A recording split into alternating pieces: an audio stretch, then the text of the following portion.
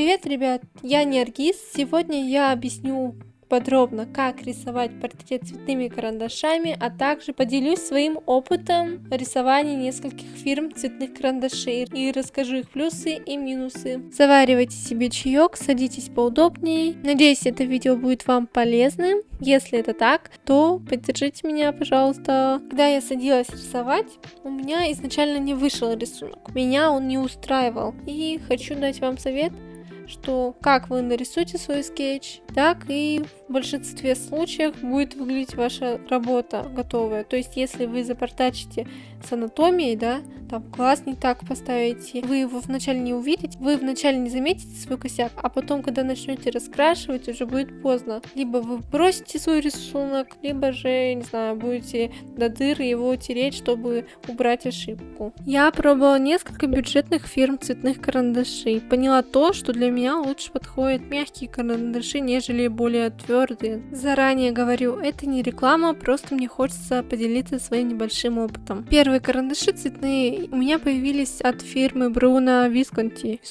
я не знаю, Зариан. Напишите, как правильно, я не знаю. Они стоят от 500 рублей, ну и больше, в зависимости от количества карандашей в упаковке. Из плюсов они очень хорошо точатся обычной точилкой, я много раз их роняла, у них довольно устойчивый крепкий грифель. Минусы в том, что они слишком твердые, вообще тусклые, не яркие, а плохо друг на друга ложатся, портят бумагу при сильном нажатии. Думаю, за такую цену можно поискать и получше.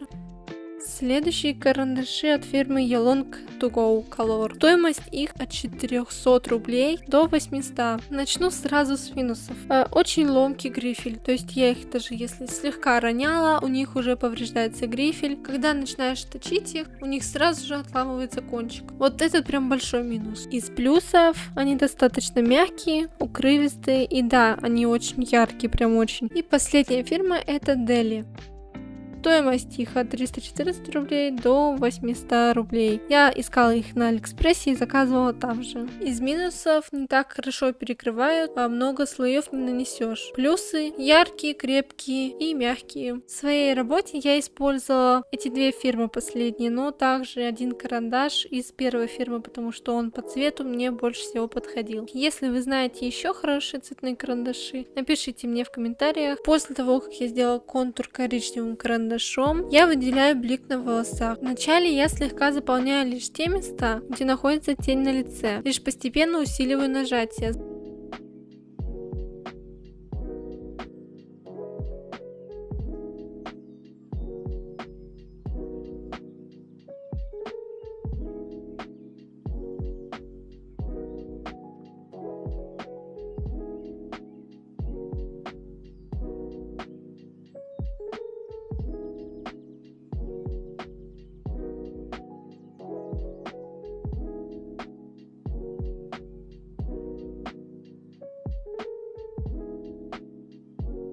Затем беру другой коричневый, более рыжий, наношу его на те места, где будет румянец, и также обвожу поверх темного карандаша. Я люблю наносить двумя техниками.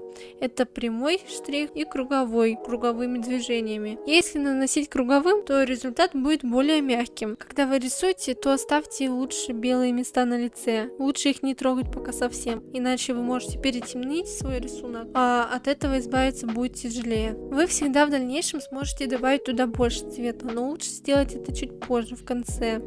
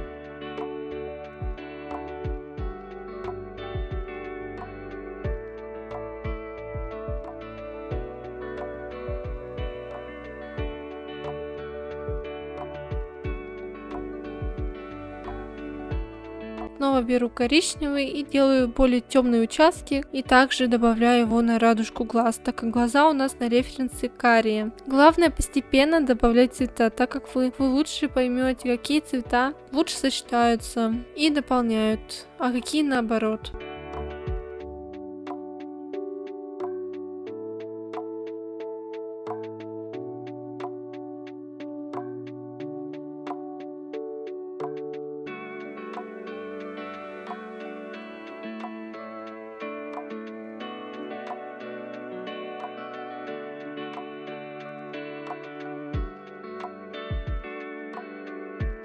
Я использую черный цвет в работе для глаз в основном, чтобы сильнее их выделить, сделать на них акцент.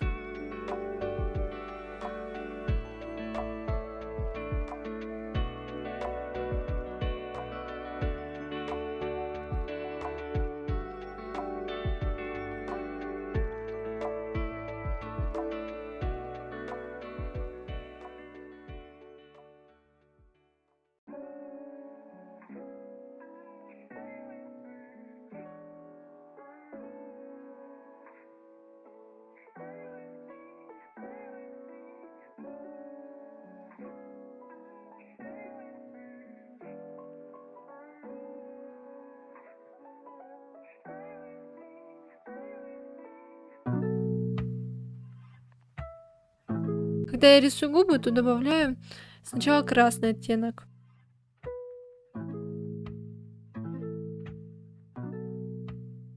Потом уже беру снова коричневый и делаю объем. Чтобы сделать объем, я делаю верхнюю губу темнее, а нижнюю, особенно посерединке, это важно, посерединке должно быть светлая часть. По бокам уже внизу уже можно затемнить. Так вы сделаете объем. Беру красный карандаш в руки и добавляю его в места румянца, и чтобы сделать более красочную работу.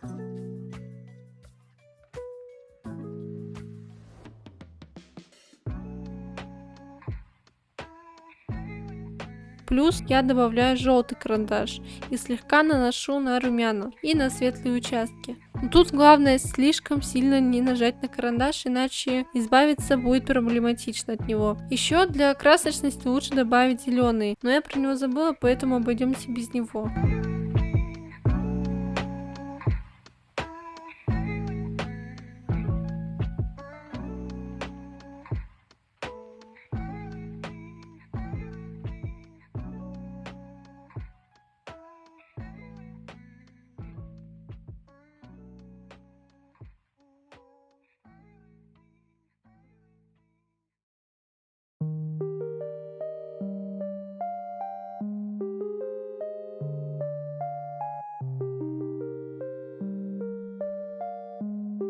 Волосы я решила отделить от лица черным цветом, но только потому, что у самой девушки на фотографии темный волос.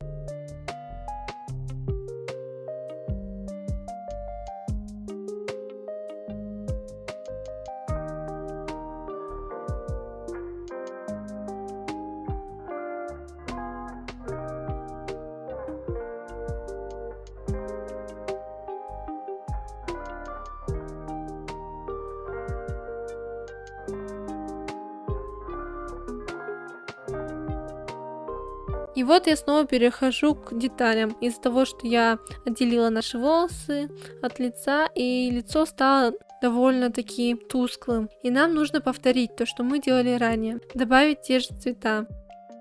Чтобы глаза были более реалистичны, я добавляю темно-коричневый цвет на уголки глаз и по бокам. Но серединку я не трогаю, чтобы был объем. С волосами я особо не заморачиваюсь. Я сохраняю наш блик. На тех местах, где нет блика, я рисую коричневым цветом, опять же. И потом уже добавляю черный цвет, но для того, чтобы сделать более темные волосы. Можно еще по вкусу добавить другие цвета, там синие, фиолетовые, но я не стала этого делать, просто решила сделать темно-коричневый цвет.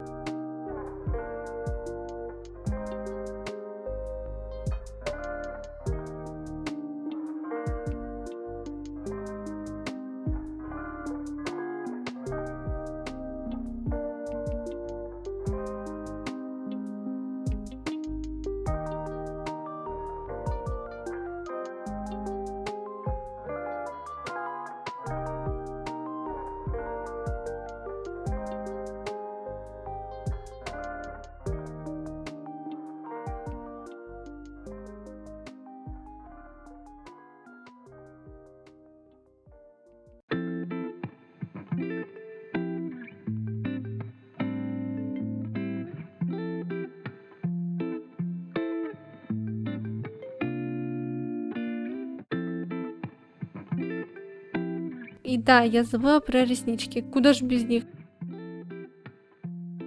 И вот мы приходим уже к самому концу. Остается сделать только заколочку. Для заколки я добавляю голубой цвет и немножко желтого. Выделяю некоторые детали черным карандашом.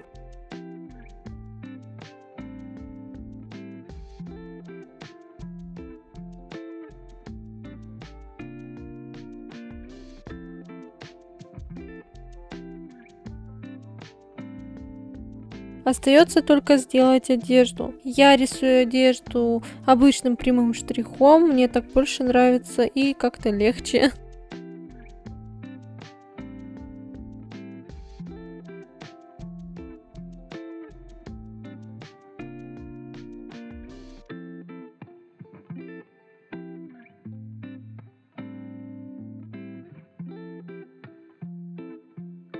Пара декоративных деталей.